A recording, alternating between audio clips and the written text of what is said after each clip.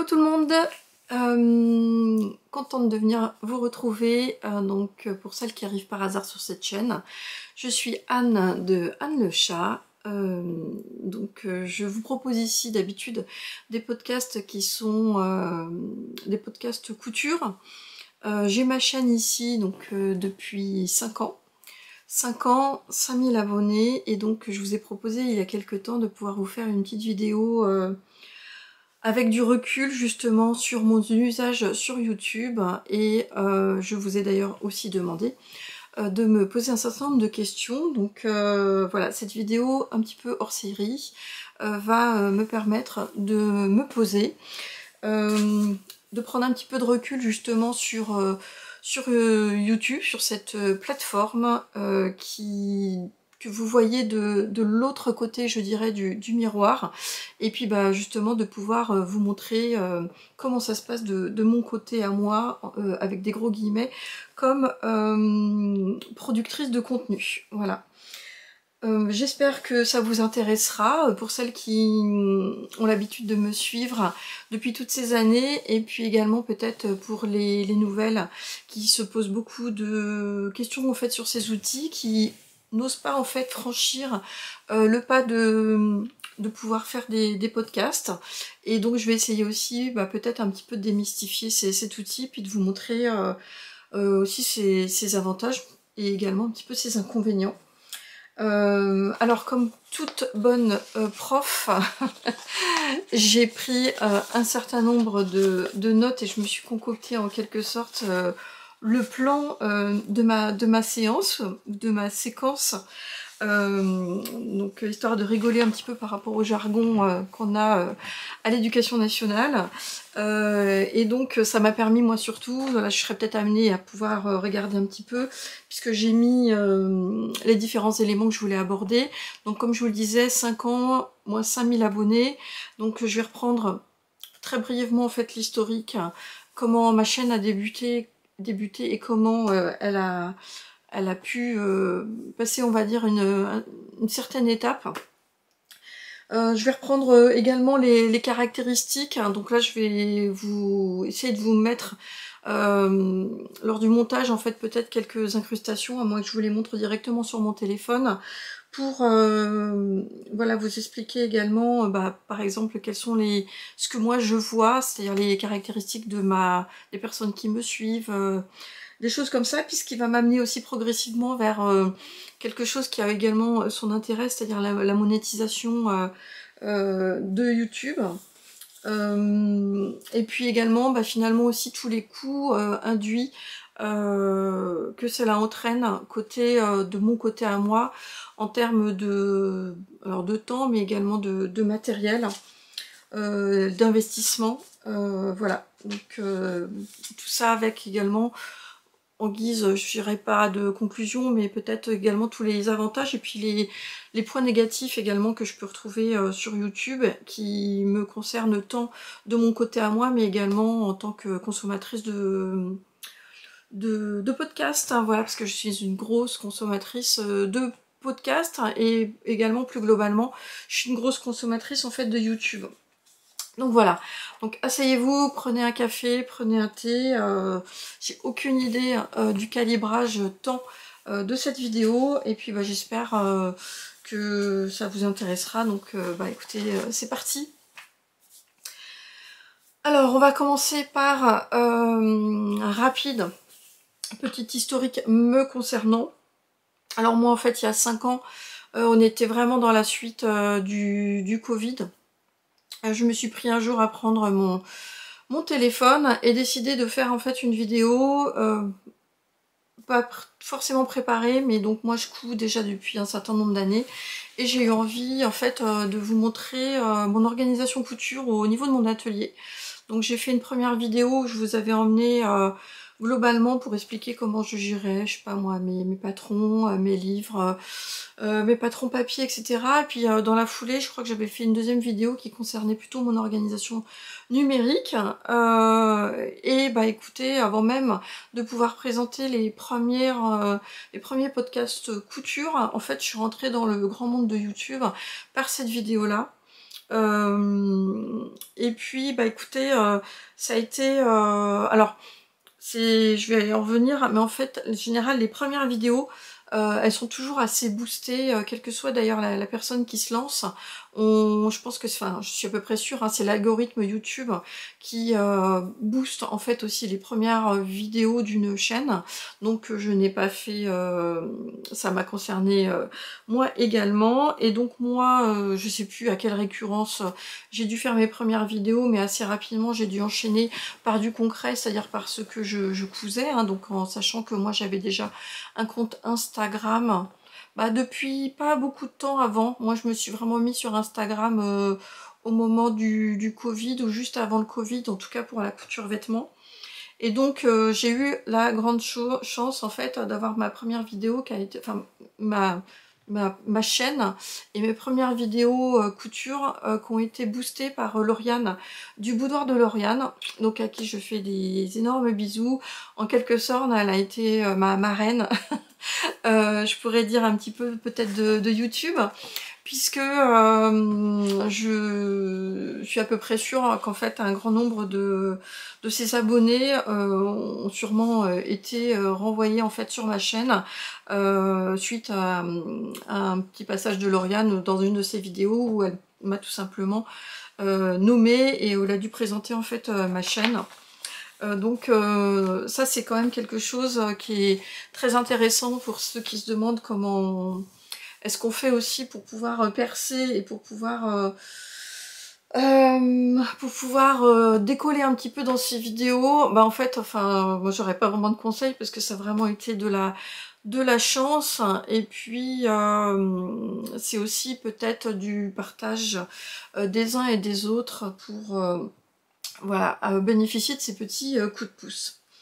Bon, alors voilà, donc là c'était juste pour recadrer mes débuts en fait sur YouTube. Je crois que ma toute première vidéo, vous ne l'avez en fait jamais vue, parce que moi à l'époque je filmais avec mon téléphone portable et j'avais dû faire une première vidéo, on va dire la première vidéo où je présentais mes réalisations couture. En fait, tellement peu habituée, j'avais trouvé une sorte de chaise où je faisais, voilà, j'avais pas de trépied, je faisais tenir mon téléphone portable comme il pouvait, et erreur de débutant, en fait, je me suis trompée dans le cadrage, en mettant un cadrage, en fait, donc comme ça, pour me filmer, voilà, et en fait, bah, sur la vidéo YouTube, quand j'ai voulu faire la première fois l'export comme je pouvais essayer de le faire avec mes moyens du bord de l'époque, et bien on se retrouve en fait avec les deux grandes barres noires sur les côtés et le cadrage qui est comme ça. Donc c'est une vidéo qui n'a jamais vu le jour, et donc j'ai appris de cette première erreur pour ensuite pouvoir travailler, voilà, et me filmer dans un premier temps avec mon bon vieux téléphone portable, mais qui cette fois-ci dans le bon format horizontal. Je voulais aborder en fait quelques petites, alors j'appelle ça des caractéristiques, je sais pas, c'était pour pouvoir donner, si jamais on me demandait quelle était la signature, un petit peu ma signature en fait de ma chaîne YouTube, même si c'est un petit peu présomptueux dit comme ça. En tout cas, ma patte, parce que je pense que ce qui est important pour ceux aussi ou celles qui veulent se lancer là-dessus sur un podcast tricot ou couture ou loisirs créatifs, c'est en fait de vouloir aussi rester soi-même avec ses propres passions, sa propre envie aussi d'avoir envie de montrer des choses. Et moi, en fait, ma patte en quelque sorte, c'est de fournir des explications qui sont toujours très poussées et très détaillées. Donc surtout les modèles que je présente. Donc je me force pas, moi je suis professeure dans la vie réelle, professeure auprès d'un public d'étudiants, et donc je passe mon temps effectivement à essayer de faire preuve de pédagogie, d'un maximum d'explications. Je parle aussi beaucoup avec les mains, et en fait automatiquement, donc j'ai l'habitude aussi de parler devant, on va dire, un public, mais qui est un public normalement assis devant moi. Et finalement, le passage devant la caméra, alors les tout premiers, ça a été catastrophique. J'étais quand même... c'est bizarre comment on peut être stressé aussi à l'idée de se filmer, de faire des vidéos. Je me rappelais que les premières fois, je transpirais de mes vidéos. Je trouvais que c'était assez compliqué. Et puis bah, finalement, après, il y a le naturel qui revient au galop. Euh, je pense qu'il y a beaucoup de personnes qui sont timides dans la vie et qui se lancent aussi, et ça leur apporte aussi beaucoup de pouvoir se faire des vidéos comme ça, parce que ça leur permet d'être un peu dans le dépassement de soi.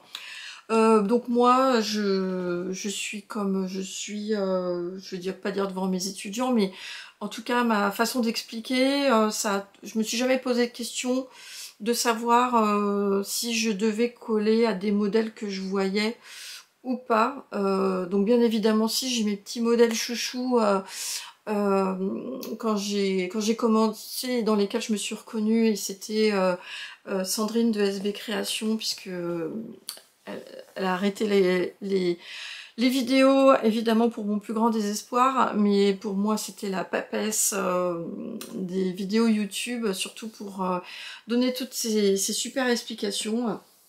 Et peut-être effectivement ai-je inconsciemment essayé peut-être de pouvoir me calquer un petit peu sur ce que j'aimais tant voir en tout cas chez elle. Donc moi j'aime bien faire des retours qui sont donc détaillés. De toute façon je pense qu'en général c'est ce que vous aimez chez moi. Moi je suis quand même un petit peu en décalage. Je m'en aperçois de plus en plus par rapport à ceux qui réalisent aussi des vidéos. Donc faut pas non plus vous arrêter là. Je suis en décalage aussi quand même par rapport à l'âge peut-être. Voilà, donc c'est le numérique, les podcasts, etc. On voit davantage de trentenaires, quarantenaires en fait le faire. Cinquantenaires, ça commence à être un peu plus rare, mais on voit aussi également même des personnes à la retraite qui se sont lancées là-dessus. Et donc automatiquement, là, je vais commencer à pouvoir aussi vous donner quelques éléments de l'arrière, on va dire, du miroir de YouTube, mais en fait, donc je vais avoir forcément en fait un public qui me suit et qui va aussi correspondre au fait au modèle que je suis. C'est-à-dire qu'en fait, quand on regarde, alors je sais pas si je vais pouvoir vous montrer, voilà, donc vous voyez par exemple là j'ai j'espère que vous pourrez regarder aussi. Sinon je vous mettrai des petits inserts ici, mais ça va être plus fastidieux au montage, j'y reviendrai aussi après. Donc en fait on a une application qui s'appelle YouTube Studio, voilà, et sur laquelle on arrive sur un tableau de bord. Non, ça va pas du tout. Voilà, sur un tableau de bord, on nous indique tout de suite en fait le nombre d'abonnés qu'on a. Voilà, et puis donc toutes les vidéos les dernières vidéos qu'on a produites. Donc là, si je vais donc moi sur ma chaîne, on a un onglet qui s'appelle, je suis sur ma dernière vidéo, l'analyse, et où on voit ici sur le haut, alors un aperçu rapide qui va nous donner les informations en termes de fréquentation sur les 24, 72 heures, etc. La fréquentation du moment, donc là par exemple j'ai sorti une vidéo donc hier, donc on voit les pics, et au fur et à mesure des jours, évidemment la baisse de fréquentation sur ces différentes sur sa vidéo. On a également un onglet qui s'appelle contenu, voilà, et qui va commencer à nous donner des éléments un peu plus détaillés, un petit peu différents. Alors ici, non, et c'est surtout la audience, par exemple, qui commence à nous donner des informations sur le public qui nous suit. Donc par exemple, moi sur la vidéo là que je viens de sortir, il nous a indiqué ici que j'ai 16% de nouveaux spectateurs, que mes spectateurs réguliers, ça c'est toujours assez récurrent chez moi, c'est 2/3 de mon audience, voire même des fois 75%. On a un petit tableau aussi comme ça qui nous dit quels sont les jours en fait sur lesquels on a une audience plus importante. Donc ce qui peut servir pour pouvoir sortir ces vidéos, donc notamment les gens regardent davantage les vidéos le dimanche après-midi entre 16 h et 19 h. Et donc ça peut donner des indicateurs sur au moment où on veut programmer la sortie de sa vidéo et de savoir quand est-ce qu'on va la mettre en ligne. Alors même s'il y a marqué qu'a priori ça n'a pas de conséquences sur les performances, moi j'en ai rien à faire. Moi en fait je fais ma vidéo, le montage j'exporte direct et je ne mets pas de, en ce qui me concerne, je mets pas de date, comme certains le font. On peut même savoir au travers des appareils qui nous suivent si c'est davantage sur mobile, tablette, ordinateur ou télé. Et enfin, voilà, moi ce qui je trouve intéressant, voilà, c'est par exemple moi, le public qui me suit, hein, donc si vous voyez, j'ai personne quasiment jusqu'à 34 ans, un tout petit peu sur la tranche, c'est 4% jusqu'à 44 ans, quasiment 20% sur la tranche 45-50 ans, et mon public, très largement à 75%, c'est plus de 55 ans, donc moi j'ai 54 ans, donc on a quand même un reflet, en l'occurrence, moi j'ai un reflet des personnes qui me regardent, mais qui, je pense aussi, puisque il y a aussi beaucoup de personnes, plus de 55 ans et retraités, dont le hobby est depuis de très longues années sans doute la couture. Et voilà, donc sûrement je dois avoir dans mon public également un certain nombre de personnes qui ont cette tranche d'âge là. C'est rigolo parce que d'habitude je fais des stats là-dessus, mais c'est plutôt des stats au niveau économique, mais c'est à peu près le même type de graphique pour mes étudiants parfois que j'ai à interpréter. Bon, les femmes, ça, on n'en reviendra pas. La zone géographique, c'est à 75% des Français, donc ça veut dire qu'il y en a quand même d'autres pays, c'est marrant. Un peu de Belgique, un peu de Canada, mais très peu, donc je sais pas où sont les autres. Et puis, on a même la durée de visionnage des abonnés, voilà, donc on a un indicateur sur les abonnés et non abonnés. Donc moi, je suis à presque 75% sur mes abonnés, ce qui va très bien. Enfin, de toute façon, je suis pas non plus, là je les regarde, mais je suis pas non plus à pouvoir faire une étude fine pour essayer de changer en fait mes stats ou de rajeunir ma cible. Voilà, donc moi j'ai un bon prof de marketing aussi. C'est pas des choses en fait je trouve ça intéressant de par la curiosité que ça suscite, mais pas du tout, on va pas s'embêter non plus là-dessus. Et donc j'ai un onglet qui devient intéressant aussi, ici, qui est un onglet revenu. Oups, non, je l'ai pas. Bah si, j'ai rien à cacher, je vous le redirai un petit peu, j'ai un onglet revenus, et donc on voit les revenus de YouTube. Et ce que ça m'octroie aussi au fur et à mesure des mois, ou au fur et à mesure des 7 derniers jours, par exemple. Enfin voilà, on peut vidéo par vidéo, sur les derniers mois, sur les dernières... le dernier mois ici, on voit les pics. Et enfin voilà, et on va voir après, je vous en parlerai un petit peu plus tard là de cette partie qui concerne davantage la monétisation, parce que je l'ai ici, parce que ma chaîne est monétisée. Voilà. Qu'est-ce que je voulais vous dire d'autre, mis à part de ça.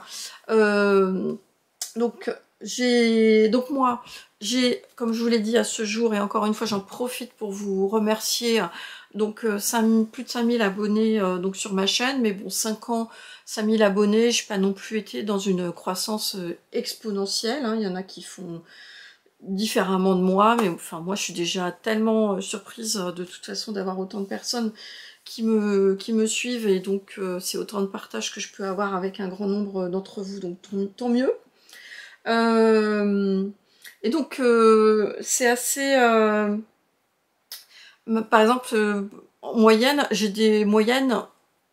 j'ai rarement finalement sur ces derniers temps des vidéos d'ailleurs qui atteignent les 5000 personnes qui sont abonnées, qui vont regarder en fait mes vidéos.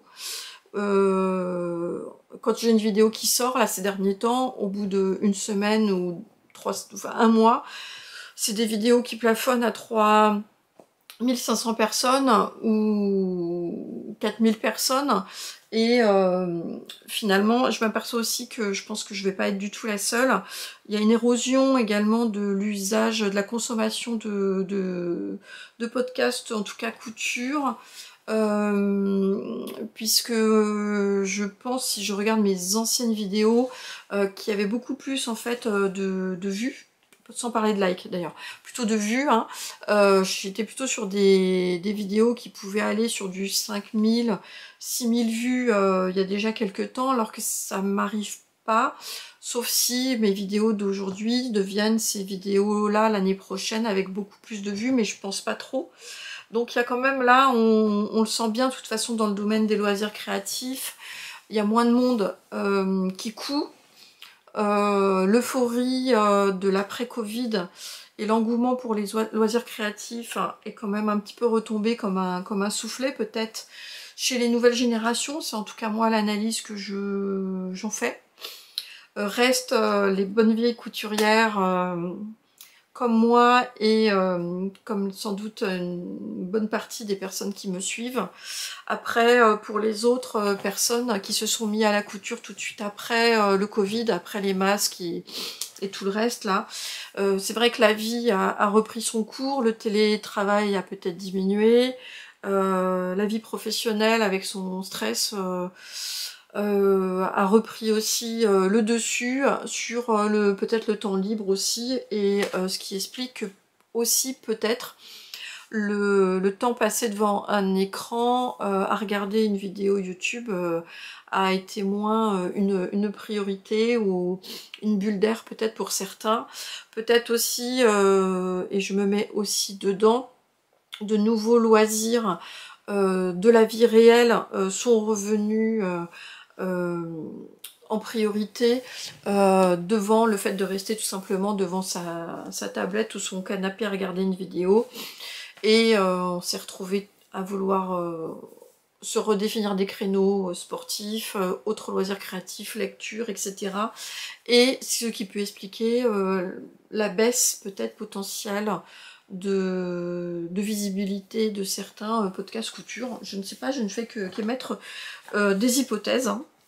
Et encore une fois, moi, enfin c'est pas grave, hein, c'est juste un état une constatation que je fais de mon côté. Alors ma vidéo la plus likée, assez paradoxalement, parce que c'est une surprise finalement, c'est une vidéo que j'ai déjà faite il y a 3 ans au moins, qui était une vidéo, je la mettrai là en fait, qui a dépassé les 25 000 vues, donc qui est très largement au-dessus de tout ce que j'ai pu faire, et d'ailleurs qui a aussi contribué à m'amener énormément aussi de visibilité de nouvelles personnes. Et en fait c'est une vidéo que j'avais dédiée en fait sur des cadeaux, des possibilités de faire des cadeaux de Noël en fait en couture, en mettant l'accent en fait sur toutes les réalisations d'accessoires que moi j'avais fait par le passé. Donc là, pour ceux qui ne me suivaient pas et qui ne le savent pas, en fait, avant cette période de vidéaste YouTube, avant de faire de la couture vêtements, en fait, je faisais de la couture accessoire et j'en ai fait pendant plusieurs années. Et donc, pendant toute une période, je pense pendant au moins 5 ans d'ailleurs, j'en ai fait une activité secondaire. Donc moi, j'avais créé une micro-entreprise où je faisais en fait des accessoires à la demande sur des patrons la plupart du temps originaux de ma part. Donc tout ça, ça se passait sur Facebook, et donc j'ai été amenée voilà, à faire avant ce qu'on a l'habitude de voir maintenant, mais énormément de sacs, d'accessoires de sacs, de pochons, d'accessoires pour les arts de la table, pour les bébés évidemment aussi, etc. Donc j'avais quand même un bon nombre de demandes, suffisamment pour qu'à un moment je décide effectivement de pouvoir me créer le statut de micro-entrepreneur pour pouvoir déclarer ces revenus secondaires pour moi. Et donc j'ai réutilisé en fait le fruit et les photos de nombreuses réalisations couture accessoires que j'avais fait de l'époque pour alimenter en fait cette vidéo spéciale, on va dire cadeau de Noël. Et donc elle a fait un carton, et en fait tous les ans jusqu'à présent, on va dire à partir de septembre, octobre, novembre, c'est les pics de vues, enfin ça revient de nouveau pour tous ceux qui cherchent en fait des idées cadeaux, couture à faire. Sûrement que voilà, ma vidéo réapparaît sûrement au niveau des algorithmes YouTube. Et donc c'est une vidéo qui regagne quelques nouveaux milliers de vues en fait tous les ans, et donc m'apporte peut-être encore plus un petit peu de visibilité à chaque fois avec des nouvelles personnes qui viennent me découvrir par ce biais-là. Bon, voilà, c'est une anecdote comme ça que je voulais également vous dire. Sinon, une caractéristique sinon de ma chaîne, moi, pour alimenter ma chaîne, alors sans que pour moi ce soit une obligation, c'est qu'en fait je m'aperçois que en fait moi je fais des vidéos, elles sont pas régulières, c'est pas tous les premiers du mois sur mes cousettes du mois précédent, c'est dès que j'ai un nombre conséquent de réalisations couture et que elles sont là, j'ai envie de les descendre dans mon armoire pour pouvoir les porter, et bien je vous fais une vidéo, et donc ça m'amène en fait finalement, sans m'en apercevoir assez régulièrement, à vous proposer des vidéos, on va dire tous les 3 ou 4 semaines, et c'est assez régulier, et donc du coup je pense que YouTube doit aimer la récurrence assez régulière, et vous aussi, le fait que, voilà, sur un flux assez régulier comme ça, il y a une vidéo, de ma part avec un bilan couture, puisque effectivement pour comment dire, maintenir on va dire son public, je pense qu'effectivement YouTube privilégie en mise en avant le fait, on va remettre en avant le fait des chaînes où il y a une régularité, on va dire, dans la mise en ligne en fait des nouveaux épisodes. Donc moi, ça ne me pose pas de problème, ça me demande pas un effort supplémentaire puisque c'est comme ça que je fais. Donc en fait, il y a toujours en fait un podcast couture, vous les voyez à peu près tous les 3 semaines, un mois. Et de temps en temps intercalées sont des vidéos qui sont un peu plus thématiques sur autre chose. Alors il m'est arrivé de faire des essais avec des vidéos tuto, faire une petite jupe à taille élastique, enfin voilà, ça m'est arrivé de faire une vidéo sur quelques petites astuces, des choses comme ça, ou sur voilà, une thématique particulière, donc elles viennent s'intercaler souvent dans mon flux de vidéos, et en fait, comme quoi, c'est pas les vidéos faites à chaque fois qui font le même nombre de vues que les podcasts couture. Alors, encore une fois, est-ce que c'est parce que ça intéresse pas, ça vous intéresse pas, ou est-ce que ça intéresse moins, ou est-ce que aussi il y a une moindre visibilité de la part de YouTube, parce que dès qu'on sort en fait de notre zone de départ, moi je suis clairement étiquetée couture, et si jamais je décide de faire un épisode spécial podcast tricot, parce que vous savez également que je fais du tricot, mais en général j'en parle à la fin de mes bilans couture quand j'en fais, mais si jamais je décide, parce que ça m'est déjà arrivé parfois de faire des épisodes spécial tricot, et bien les épisodes spéciaux tricot ne recomptent pas du tout la même audience que quelqu'un qui fait que des épisodes de tricot et qui a une super audience, vous voyez. Et c'est pareil pour celles qui font du tricot et qui de temps en temps veulent faire un épisode de couture, et ben en fait ça correspond pas à leur public, et puis je pense que l'algorithme derrière YouTube doit réagir en fonction, et ça met pas les épisodes en fait en valeur de la même manière, et donc les audiences en termes de vues en fait s'écroulent.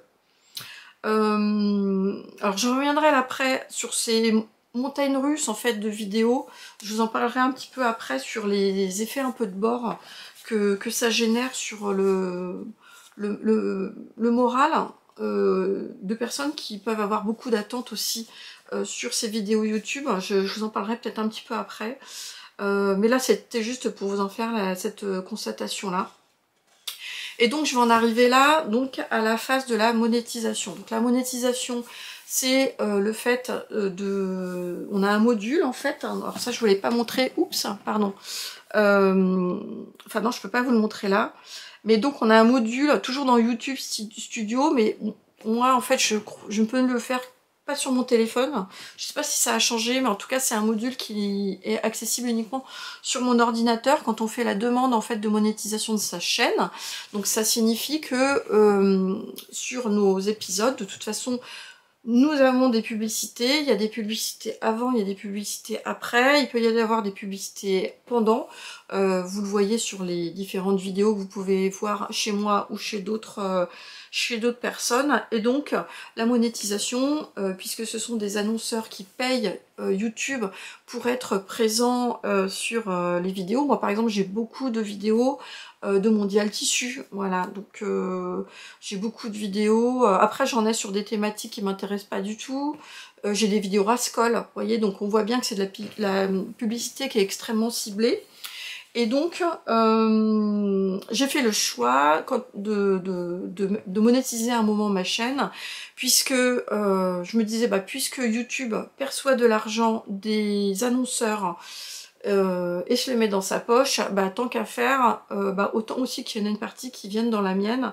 puisque je passe du temps à produire des vidéos, même si c'est un loisir et que je le fais avec beaucoup de plaisir, mais ce qu'il en est, c'est qu'il y a quand même aussi, je viendrai après, sur du matériel en fait, qui a au bout d'un moment est quand même acquis, et puis voilà, donc j'ai décidé de le faire, tout simplement, et j'ai décidé à un moment de le faire, c'est il y a à peu près déjà 18 mois, au moment où il y avait eu une annonce YouTube qui disait que de toute façon, parce que jusqu'à présent j'avais pas de publicité sur mes vidéos, et à un moment il y a eu une annonce de YouTube qui a dit que de toute façon toutes les vidéos qui faisaient au moins tel format de minute, donc qui correspondait globalement à la mienne, eh bien il allait y avoir des insertions publicité, et que les chaînes soient monétisées ou pas, c'est comme ça que ça allait se faire. Et là, je me rappelle, j'avais mis un post sur Instagram, c'est quelque chose qui m'avait vraiment...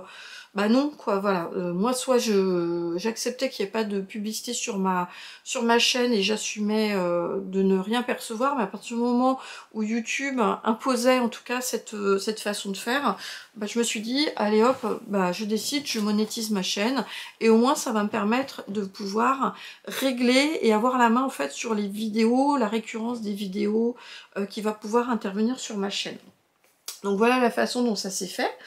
Alors, la façon dont ça se fait, donc comme je vous l'ai dit, pas accessible en tout cas à moi à l'époque sur le téléphone, fallait aller sur l'ordinateur. J'ai trouvé ça assez compliqué, je suis passée moi-même par une vidéo YouTube qui expliquait comment monétiser sa chaîne. Il y a tout un formulaire à remplir. YouTube, c'est Google, c'est la législation américaine, et donc il y avait un certain nombre de choses à signer, puisque c'est un contrat quand même, et donc on a quand même aussi un virement en fait qui va être fait sur notre compte, donc il y a des transactions, et donc qui dit transactions financières avec les États-Unis, dit droit américain, dit effectivement un certain nombre d'éléments qu'il fallait checker. Donc je me rappelle que c'était assez long, que c'était parfois un petit peu... Il y avait des lignes qui disaient que si on faisait ceci, mais pas cela, etc., bah qu'on était soumis aux lois américaines. C'était avant Trump, hein, ou quoique, c'était peut-être à Trump 1. Toujours est-il que voilà, les expressions sont suffisamment, comment dire, anxiogène pour qu'on puisse se dire oh là, est-ce que je me lance là-dedans ou pas. Bref, on y va. Après, en plus, on passe par du Google Irlande, parce que ça passe par l'Irlande, parce que c'est un paradis fiscal, plus ou moins pour que les bénéfices de Google, YouTube y soient domiciliés. Donc il y avait, je me rappelle avoir reçu un courrier de Google Irlande, un moment avec un code pour que ça matche avec la demande que j'avais fait, enfin bref. Donc ça a pris un certain temps, mais une fois que c'est lancé, on n'a plus absolument plus rien à faire. Et donc à partir de ce moment-là où Google et YouTube acceptent de monétiser votre chaîne, donc vous avez à ce moment-là donc alors l'espace monétisation, je vous mettrai le visuel ici, qui apparaît sur mon ordinateur, et où, parce que c'est des choses que je peux pas faire moi sur mon téléphone, ici je vois combien je perçois en termes de revenus, mais je ne peux pas agir par exemple sur les publicités et où vont se situer les publicités. Alors à moins que c'est changé dernièrement, parce qu'il y a pas mal de changements qui interviennent sur YouTube de façon assez régulière. Donc si vous avez d'ailleurs des infos, n'hésitez pas à me le mettre des fois en commentaire. Je suis peut-être passée à côté d'une chose. Toujours est-il que moi, je fais ça sur mon ordinateur, c'est-à-dire qu'en fait, une fois que ma vidéo elle est exportée, je reviendrai après dessus, donc je l'exporte, et il faut attendre un certain temps que les modules valident la vidéo pour que la monétisation se mette en place. De fait, les pubs avant et après sont automatiques. En revanche, on va pouvoir checker les publicités si on veut des publicités mid-roll, c'est-à-dire à l'intérieur de la vidéo ou pas. Je crois qu'au début, je sais pas si j'en mettais. Maintenant, je sais pas si vous... Enfin, vous en êtes forcément aperçu, mais maintenant, je pense qu'il y a un phénomène d'habituation. Mais là où avant, on supportait pas la moindre publicité à l'intérieur d'une seule vidéo, de toute façon, maintenant, il y en a partout, il y en a beaucoup. Il y a des vidéos, je pense, où il y en a vraiment trop.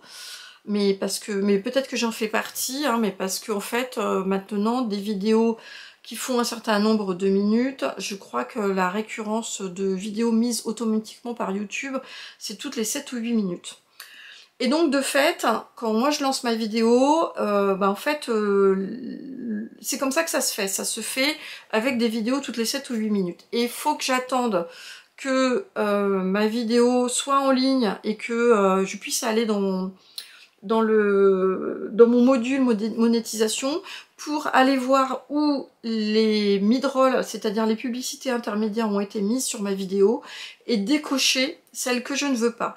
Parce que ça doit aussi dépendre, moi je fais beaucoup de montage au niveau de ma vidéo, donc il y a des montages avec des incrustations que je mets, ça doit correspondre à des ruptures sûrement dans la vidéo, et donc YouTube doit interpréter ça comme des moments clés où des pubs peuvent être mises, et donc de temps en temps quand je regarde, j'ai une liste pas possible d'endroits où la pub peut intervenir, avec parfois même des créneaux de 3 minutes entre deux créneaux. Donc si vous tombez là-dessus, encore une fois, moi je suis désolée, mais ce n'est pas de mon fait. Et en fait, il faut que j'attende d'aller sur mon ordinateur. Alors, il peut se passer parfois quelques heures avant que j'y retourne, hein, parce que l'ordinateur, globalement, moi, j'y vais de moins en moins. Et en fait, quand j'y vais, quand j'y pense, et je décoche pour faire en sorte, ces derniers temps, j'essaye de faire en sorte sur une vidéo d'1 heure, allez, d'avoir des vidéos, des pubs tous les quarts d'heure, 20 minutes. Voilà, voilà, j'essaye de faire ça. Peut-être que des fois, il y en a certaines où j'ai oublié de décocher. Bref, ne m'en veuillez pas, je vous explique effectivement comment ça se passe de l'autre côté. Alors, est-ce que ça veut dire, est-ce que ça va être synonyme de plus de revenus? Dans l'absolu, s'il y a plus de bandeaux de pub, oui, il devrait y avoir plus de revenus, mais avec le recul, je m'aperçois que c'est même pas forcément le cas. Et là, je vais vous donner un exemple. Puisque je suis sur un exemple, voilà, moi j'ai fait une vidéo qui était sur le courant du mois d'août. Alors déjà j'ai cru comprendre, parce que je suis allée voir un petit peu farfouiller un gars, là je sais plus qui c'est, mais qui faisait des vidéos sur les vidéos YouTube, et qui disait que vraiment là où les youtubeurs gagnaient en tout cas le plus d'argent par la monétisation, c'est pour les vidéos aussi de plus d'1 heure. Donc moi, ou près d'1 heure, en tout cas moi je suis dans ce format-là. Que ça dépendait du pays, en fait, aussi, dans lequel les vidéos sont lues. Donc les annonceurs payent pas pareil, en fait, d'un pays à l'autre. Ça dépendait, c'était vraiment très multicritère. Alors évidemment, ça va dépendre aussi des annonceurs, qui va calculer, parce que eux, YouTube leur fournissent vos profils justement en termes d'âge, de profil client pour eux, potentiel, pour faire des publicités ultra ciblées. Et donc, la tranche d'âge, par exemple, moi, des gens qui vont me suivre, va peut-être avoir un lien, un impact sur le coût des annonces, des annonceurs qui voudront faire de la publicité sur ma chaîne. Alors moi, alors ça je le vois moyennement, mais par contre, ce dont je me suis aperçue dernièrement, c'est que le mois où je fais une vidéo qui me semble être globalement la même entre 2 mois consécutifs, là j'en avais fait une plutôt sur le mois d'août et une là sur le plutôt début septembre, avec en tout cas moi des contenus qui me semblaient relativement similaires, et d'ailleurs des vues qui étaient relativement similaires. Et alors ma vidéo du mois d'août, on va commencer à rentrer dans les chiffres, concrètement elle a dû me faire 15 €, ce qui est pas beaucoup, pour moi par rapport à d'autres vidéos. Et là, par exemple, celle... alors, tenez. Et vous voyez qu'en fait, c'est dans les 48 heures, 48-72 heures que se fait le maximum de monétisation. Après, c'est plus rien en fait. Après, la courbe continue et ne varie quasiment pas. Une vidéo que j'ai sortie... le 9 septembre. Donc le 9 septembre, vous allez voir qu'on est sur le même format, puisque là, à ce jour, c'est une vidéo qui fait 3300 vues. En revanche, au niveau de ce qu'elle rapporte, à ce jour, elle m'a rapporté 38 €, un peu plus de 38 €. Donc voilà, donc vous voyez, c'est une vidéo, pour moi, c'est plutôt pas mal hein, de marcher avec une vidéo quand on arrive sur ces montants-là. Et après, donc je peux cliquer dessus.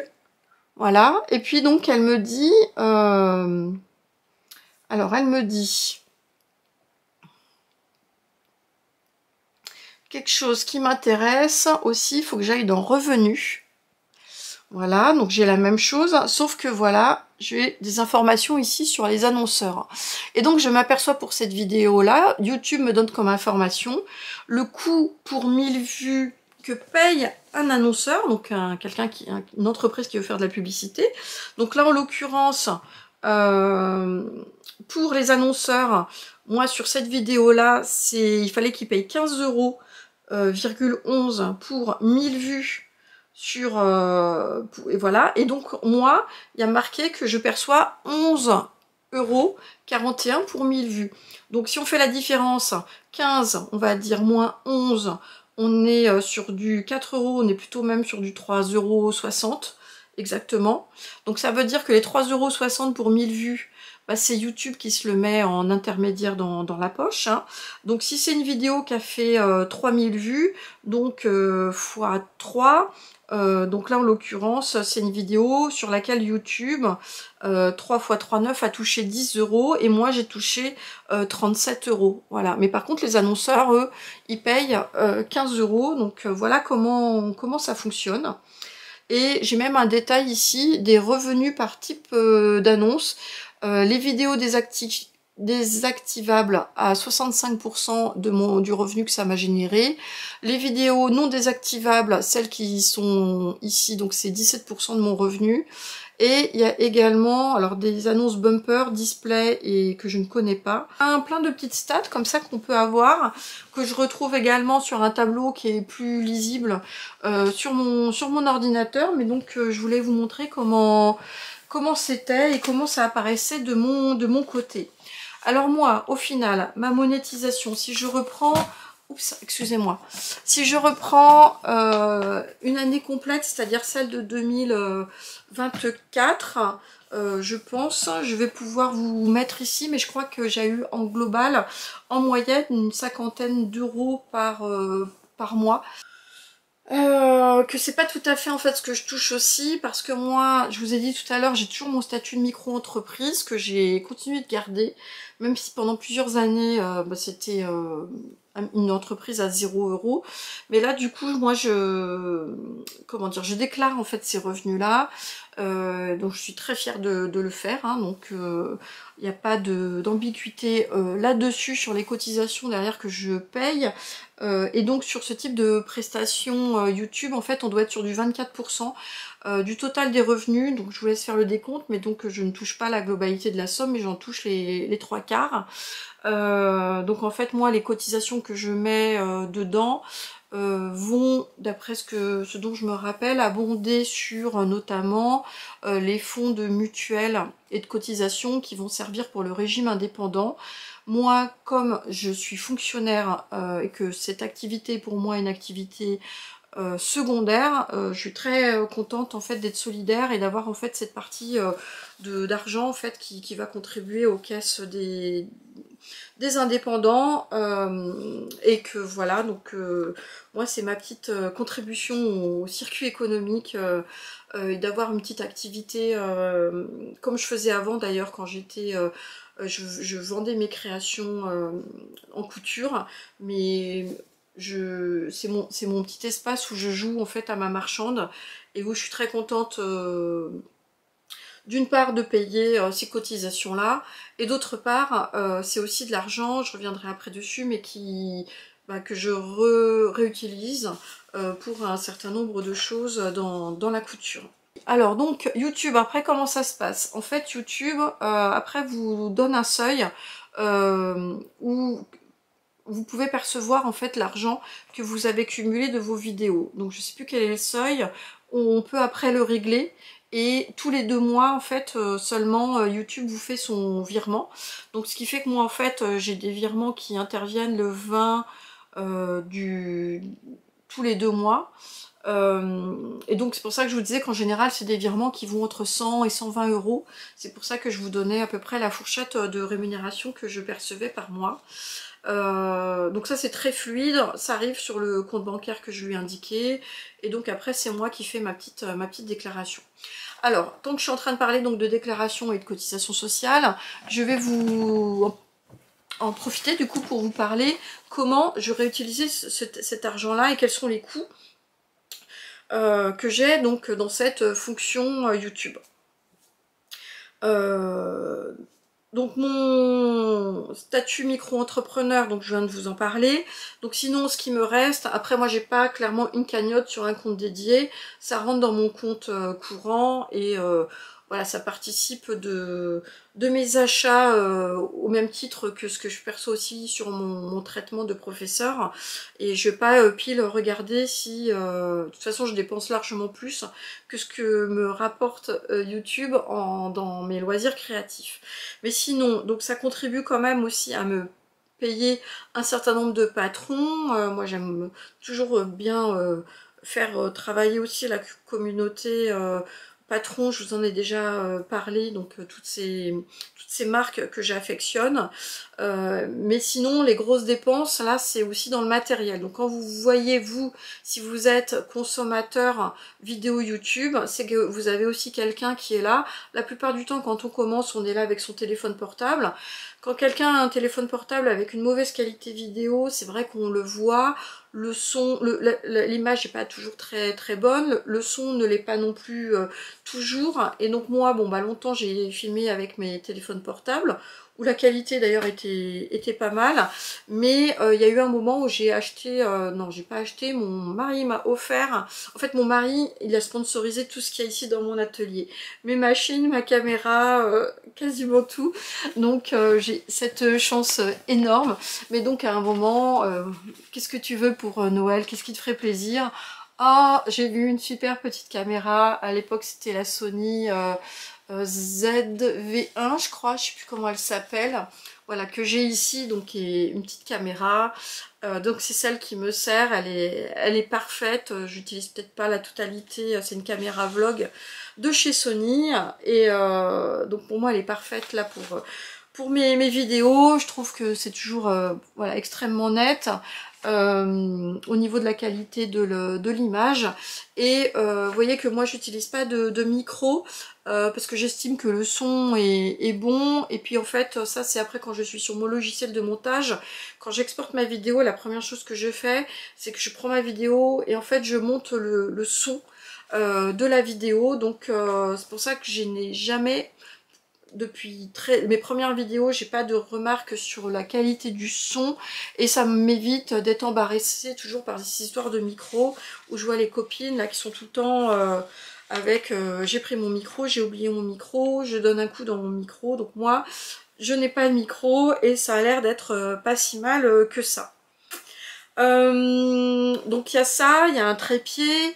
Moi j'ai le logiciel aussi de montage, donc là je voulais aussi juste vous en parler un tout petit peu. Donc moi c'était il y a 5 ans, je me suis retrouvée en me disant mais qu'est-ce que je vais faire, comment on a une vidéo, ok, donc la vidéo elle dure 1 heure, c'est facile de se filmer, au bout d'un moment bon on fait des coupes, mais bon, ça c'est autre chose, mais se filmer c'est pas le plus difficile.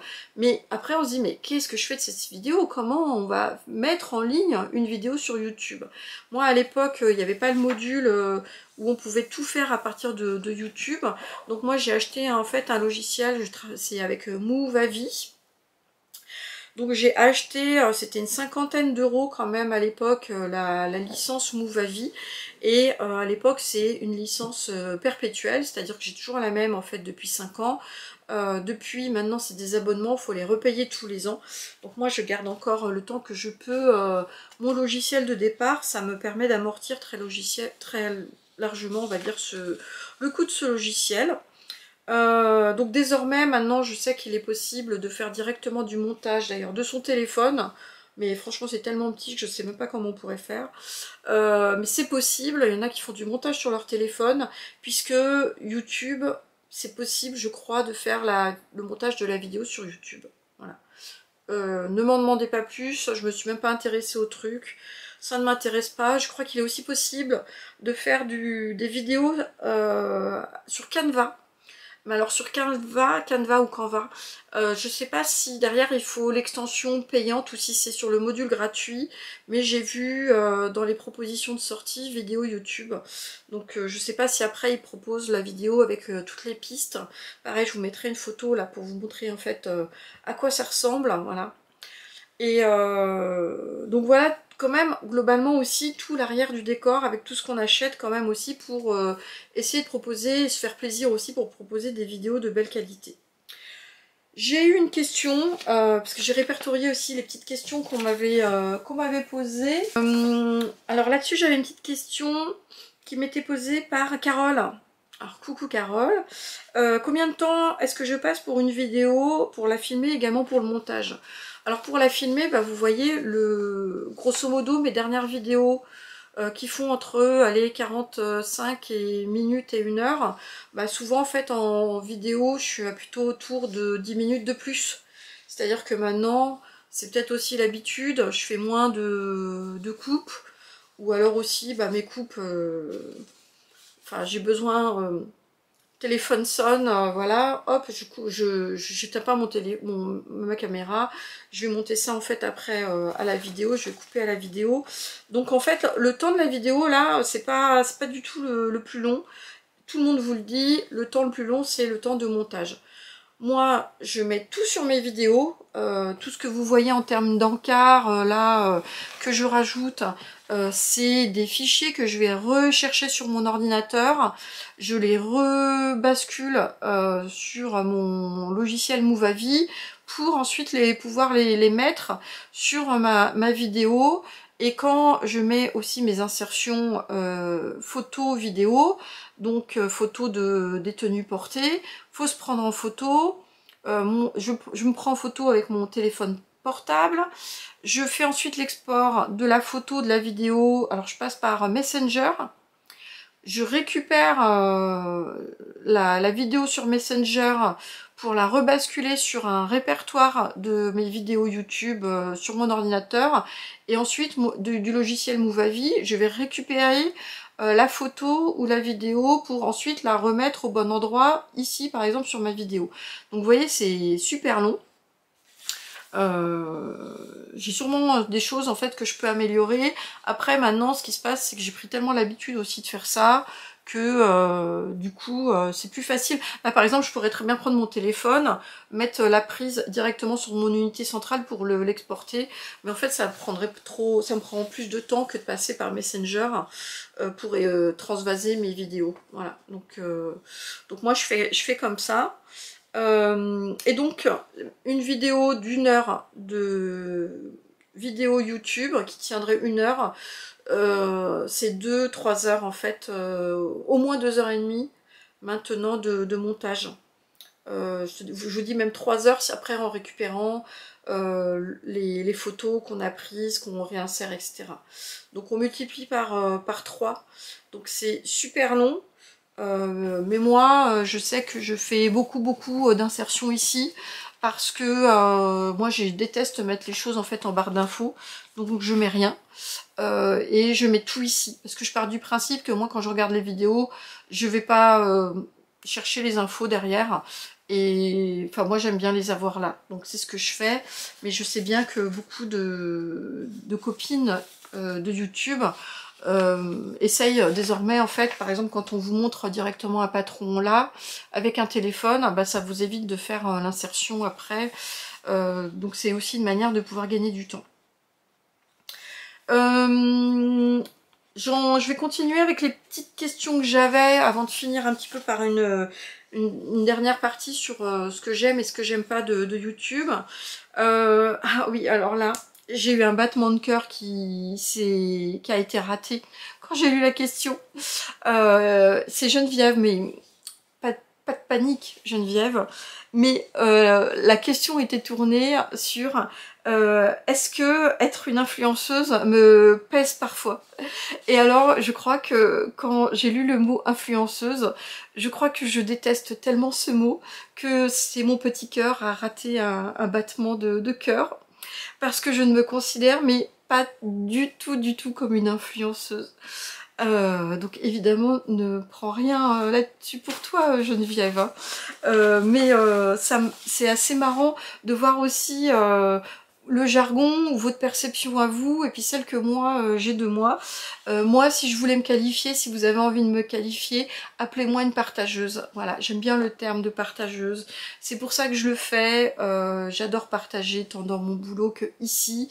Mes astuces, tout ce que je fais, c'est pour ça que je montre tout. Mais pas influenceuse. Je n'aime pas les partenariats.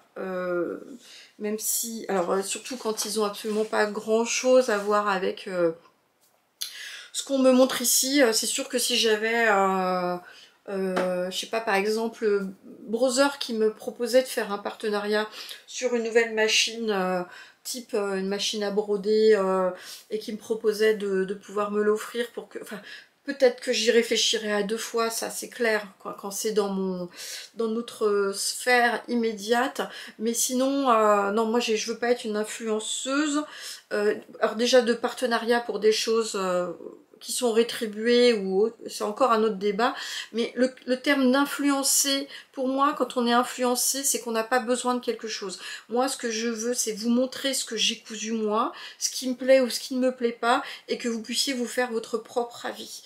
Donc ce n'est pas de l'influence, puisque pour moi, influencer, on est dans le fait d'essayer de faire en sorte de donner envie à quelqu'un d'acheter quelque chose dont il n'a pas envie ou dont il n'a pas besoin. Donc je ne suis pas, je suis pas du tout là-dedans. Et voilà, je veux juste moi être, je l'espère, le plus clean possible sur les avis de tout ce que je couds, tout ce que j'achète, etc.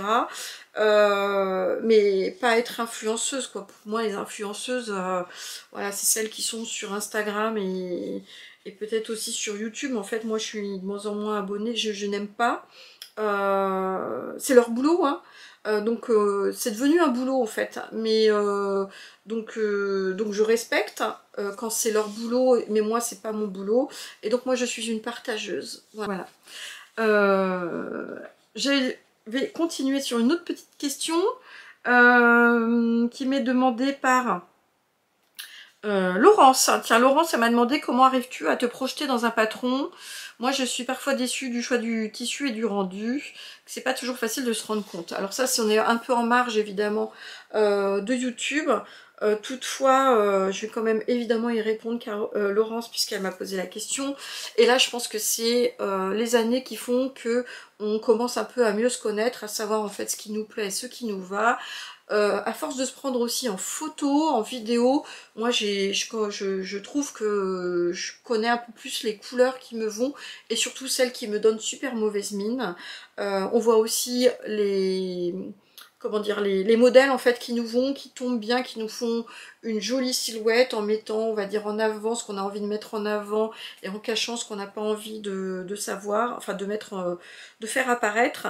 Donc ça c'est plutôt l'expérience, et je trouve que moi, la fait de faire des vidéos et des photos et du coup de les intégrer, donc j'ai ce recul qui me permet quand même sacrément de savoir beaucoup plus maintenant ce que j'ai envie de porter, ce qui correspond davantage en fait à mon style et à ce que j'ai envie de porter, voilà. Et plus ça va et plus je me détache justement aussi de ce côté influence des réseaux sociaux, de ce que je vois passer notamment sur Instagram avec des modèles dont je vois qui, enfin moi c'est pas du tout mon style et je vais plus les acheter, alors qu'au début j'ai acheté un petit peu de tout parce que je trouvais que ça faisait très beau sur la personne, mais que en fait non, c'est pas comme ça sans doute qu'il faut raisonner.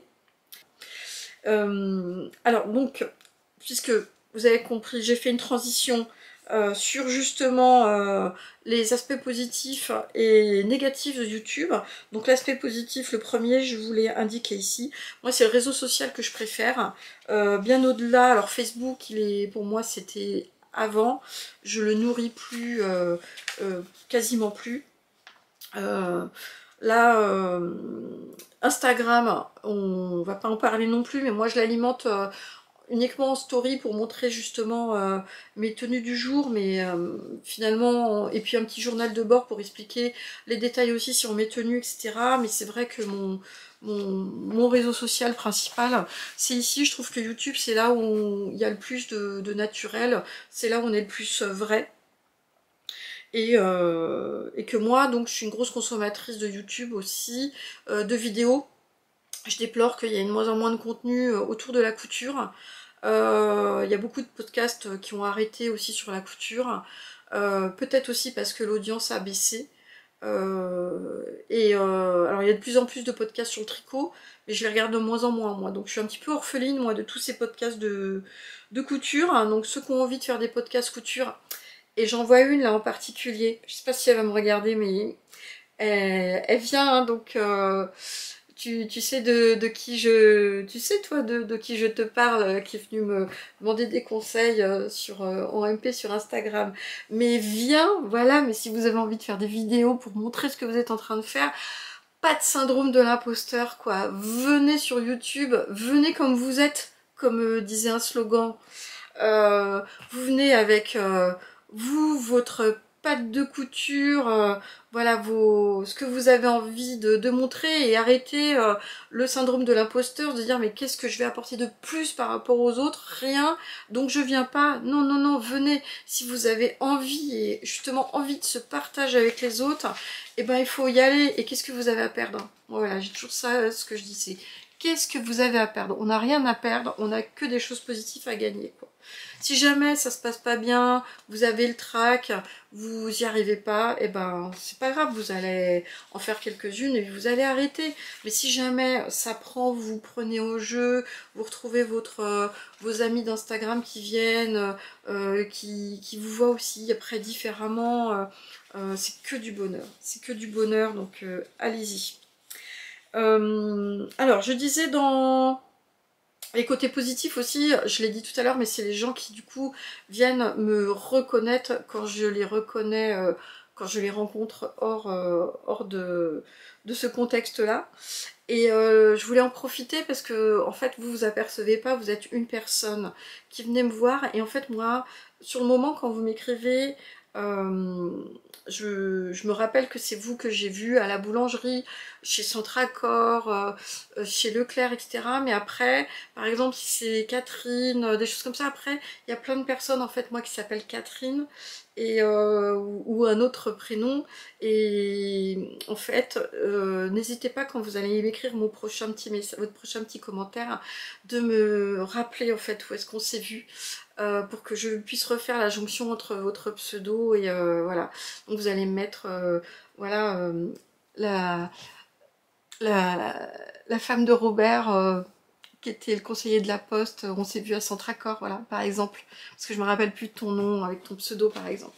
Donc, marquez-le, vous signez, et puis vous me remettez ça, pour que du coup, ça me remette un petit shoot de mémoire aussi, pour que bah, quand je fais mon commentaire, je puisse repersonnaliser un petit peu plus aussi quand je vous écris quelque chose. Alors ça, c'était pour les éléments positifs, et je voulais finir donc sur les éléments un peu quand même négatifs de YouTube, parce qu'il y en a, et là je vais en parler côté aussi moi consommatrice de contenu. Et alors c'est la pub. Alors la pub, ça peut paraître un peu paradoxal, hein, parce que je vous ai dit que la pub, je gagnais un peu d'argent quand même dessus, mais la pub, moi j'en peux plus, quoi. J'en peux plus d'avoir de la pub tout le temps, et alors je me demande si ça contribue pas aussi à la baisse des audiences, puisque moi même ça m'arrive de couper une vidéo, pourtant c'est des personnes que j'aime bien, mais quand j'en suis à la troisième pub, bah, en moins de 10 minutes, et ben des fois je suis saoulée, quoi. Donc ça m'embête. Ça m'embête parce que voilà, ça crée aussi des paradoxes, là, du coup, des choses un peu contraires sur le fait que bah, moi je veux faire du contenu, j'en perçois des petits revenus quand même, et puis de l'autre côté, je suis pas contente de la pub, etc. Euh, et je vais vous donner ma solution. C'est qu'en fait j'avais vu que YouTube, en fait YouTube, il y a YouTube avec pub et il y a YouTube Premium. Et YouTube Premium, ça coûte quand même une blinde, hein, c'est presque 15 € par mois. Et je me suis dit, bon, quand même, ça faisait un petit peu mal de pouvoir, j'hésitais, on va dire. Et j'avais vu qu'aux États-Unis, ça fait déjà peut-être un an, qu'ils avaient un format intermédiaire qui s'appelait YouTube Lite, L-I-T-E, qui était un format qui était justement fait calibré entre les deux, c'est-à-dire qui proposait pas de pub, sauf quand on regarde de la musique, ou quand on écoute de la musique sur YouTube, et là il y a, en fait en premium on n'a plus de pub du tout, et ils ont mis ce format intermédiaire qui faisait qu'on n'a plus de la pub sur les podcasts, les émissions, podcasts Globe, enfin voilà, mais si on regarde des clips, on a de la pub entre plusieurs clips. Et donc moi, je ne regarde pas de musique sur YouTube. Et je me disais, mais pourvu que ça me fonctionne et que ça sorte en France. Et ça y est, donc je viens de m'abonner hier à YouTube Lite. Premier mois gratuit. Donc depuis hier, je regarde les vidéos et alors c'est que du bonheur. Donc c'est tellement que du bonheur que je vais être obligée de continuer. Et donc c'est 8 € par mois, 7,99 € par mois. Donc le seul risque qu'il y a, c'est que là c'est le prix peut-être un petit peu d'appel et qu'après que le prix se mette à augmenter, on verra bien, chaque chose en son temps. Mais donc bah, je vais forcément être captive de ça. Et là, je redécouvre les podcasts sans pub et franchement, c'est que du bonheur. Alors il y en a qui vont me dire, oui mais moi j'ai pas de pub parce que je passe par Adblock et compagnie, etc. Mais moi, je le regarde sur ma télé qui est devant. Donc sur la télé, on ne peut pas, il faut le faire quand on passe par un ordinateur. Si vous êtes dans ce contexte-là avec un grand écran d'ordinateur et que vous l'avez sans pub, eh ben tant mieux pour vous. Mais là moi du coup j'ai le confort d'avoir mon canapé, j'ai une grande télé devant moi. Et donc bah, j'ai l'habitude d'être là et voilà, on ne fait pas avec ses habitudes. Et donc je me dis que bah, dans les 50 € que je touche par mois, de YouTube, et ben j'en mets 8 € dedans la machine, c'est pas bien grave. Et donc je suis happy, je suis très contente de ça. Voilà. Donc c'est un point négatif qui le devient un petit peu moins. En autre point négatif que je voulais vous signaler, alors c'est les nouveautés YouTube avec les boosts. Ah, franchement les boosts, moi je sais pas ce que vous en pensez. Oui, c'est bien, on met un commentaire, on booste, etc. Donc moi j'ai vu une fois par hasard, parce qu'en fait c'est pas facile d'aller dans la playlist où on voit toutes les chaînes qui sont boostées. Hein. Et à un moment, bah, ça se trouve là j'y suis, parce que je viens de faire une vidéo, et l'autre fois je me suis aperçue que j'étais dans les 20 premiers boosts. Le fait c'est de faire un top 100 en fait des vidéos les plus boostées, et c'est censé mettre en avant. Enfin moi franchement, je suis pas sûre que ça m'a apporté un max de visibilité, donc j'ai un peu l'impression que ce truc là ça sert à pas grand chose. Donc évidemment je remercie tous ceux qui le font, hein, mais bon voilà, moi les boosts, je trouve ça hyper artificiel, parce que derrière je trouve que n'y a pas une visibilité derrière hein, pour... Est-ce que vous allez vous sur les playlists des boosts sans là pour aller voir s'il y a des choses qui vous intéressent? Moi j'y vais pas, donc je suis pas sûre que ce soit vraiment quelque chose qui perdure, ou alors je suis complètement à côté de la plaque, ce qui est aussi tout à fait possible. Moi c'est pareil, je suis pas très appétente sur tout ce qui est alors communauté, j'y suis passée là plusieurs fois pour mettre des petits messages, donc pourquoi pas, on verra bien ça à suivre si ça permet de faire une sorte de... je sais pas, voilà, de pouvoir mettre des messages, expliquer, enfin de dire des choses. Ça peut éventuellement être intéressant. Moi, j'utilise pas du tout les lives, ça m'intéresse pas trop. Et après, moi, là, ce que je viens de vous voir, les nouveautés aussi, ça va être l'intelligence artificielle. Alors là, ça me fait un peu peur. Alors, il y a un truc qui vient d'apparaître, là, et ça me plaît pas. Mais parce que ça déshumanise le truc, mais moi je l'utilise pas. C'est qu'en fait, quand je vais dans mon YouTube Studio, là, quand je vois les messages que j'ai reçus, les commentaires et que je veux y répondre, maintenant il fait des propositions de commentaires automatiques. Et parfois c'est assez bluffant, hein, mais je trouve ça quand même relativement impersonnel, hein. Tenez, je vous montre. Voilà, là je suis sur mon espace de commentaires où j'ai pas expliqué, j'ai pas encore répondu. Et donc il me fait des réponses stéréotypées. Merci beaucoup, contente que cela vous plaise. Ouais, d'accord, ok. Donc ça c'est vraiment pour... bon. Alors c'est sûr que ça fait partie du job, hein, de répondre aux commentaires. Ce qu'il y a, c'est qu'au bout d'un moment, quand on a une chaîne, après qui devient... Moi je suis pas encore submergée par les commentaires, donc j'y réponds et j'essaie d'y répondre quand même pas mal régulièrement pour que ne pas être sur le flux submergée et que je puisse plus y répondre. Et au pire, sinon, si vous voyez que je suis submergée, j'y réponds par des... non seulement par les petits cœurs, mais je fais un commentaire avec un merci avec plein de cœurs, etc. Mais là, merci beaucoup pour ce retour, ravi que la robe vous plaise. Merci beaucoup Sophie pour ce commentaire très sympa. Voilà toutes les réponses créées par l'IA. Bon, ok. Super, ravi que la chemise escalade te plaise. Et en fait, je peux choisir, hein. Merci beaucoup, hâte de voir ta parka idole finie. Donc ça, tu vas peut-être te reconnaître, c'est quelqu'un qui m'expliquait effectivement qu'elle venait de faire la parka idole de Super Bison. Donc c'est quand même assez... ça va sûrement s'améliorer, mais c'est comme si moi je faisais corriger mes copies de cours avec l'intelligence artificielle, quoi. Vous voyez, donc en plus je trouve qu'il n'y a plus le partage si jamais j'arrive plus à être dessus, donc bon, donc à suivre. Ce que j'aime pas non plus, qu'est-ce que je peux dire? Bon bah voilà, c'est les partenariats qui ressemblent à rien. Moi je suis assez peu sollicitée, je sais pas si c'est ma tranche d'âge, mon allure, je suis pas hyper... je donne peut-être pas super envie à des marques d'être représentante. Mais ça m'est arrivé quelques fois, mais bon, je les ai refusées, c'est tellement décalé. J'ai une marque de beauté qui venait d'Angleterre pour me demander de faire un post, etc. Et puis de recevoir 30 € de produits en cadeau. Non, bah voilà. Il y avait eu des bijoux il y a quelques années, je les avais refusés. Bah, là, pour le coup, c'était intéressant, mais des bijoux en or, hein.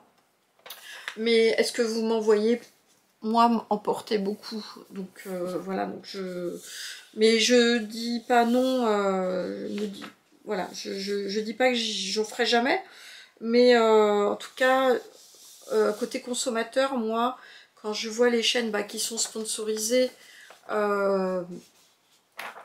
et voilà, où va y avoir la présentation en fait d'un partenariat, en fait j'ai un peu tendance quand même à passer la vidéo ou à zapper. Bon, écoutez, on verra bien. C'est comme ça, c'est le jeu ma pauvre Lucette, comme dirait l'autre. Eh bien écoutez, donc j'arrive à la fin. Tout ça pour vous dire que déjà ça a pris beaucoup de temps. Donc là j'ai essayé de faire un peu de montage mais pas trop. Mais vous voyez, je vais déjà devoir réabsorber 1h20 à me regarder et à faire des coupes pour le montage de la vidéo, à faire quelques petites incrustations, mais il y en aura quand même moins que celles que je fais d'habitude.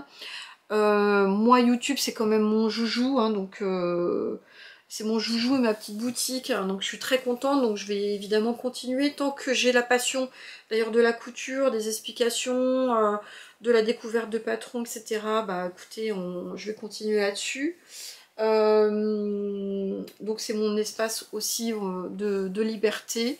Tant que je suis voilà, contente de venir aussi vous retrouver et que vous êtes content, surtout aussi contente de venir me voir, et ben on va dire que c'est reparti pour une nouvelle année. Et puis voilà, donc j'espère que cela vous aura intéressé, cette petite vidéo hors série 5 ans de YouTube, que celles qui n'osaient pas franchir le pas, ça vous a peut-être rassuré aussi sur la facilité de la chose. Enfin en tout cas il suffit de se lancer et puis voilà.